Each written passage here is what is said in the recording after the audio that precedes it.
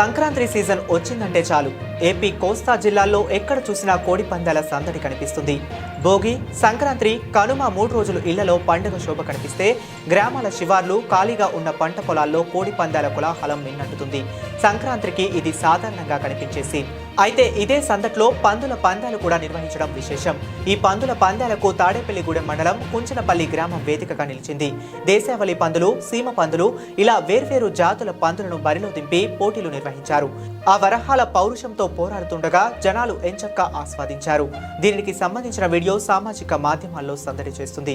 కాగా పందుల పోటీల్లో నిర్వహించడం ఇదే మొదటిసారి కాదని, పందుల పోటీలు నిర్వహించడం తమకు తరతరాలుగా వస్తున్న ఆచారం అని నిర్వాహకులు చెబుతున్నారు.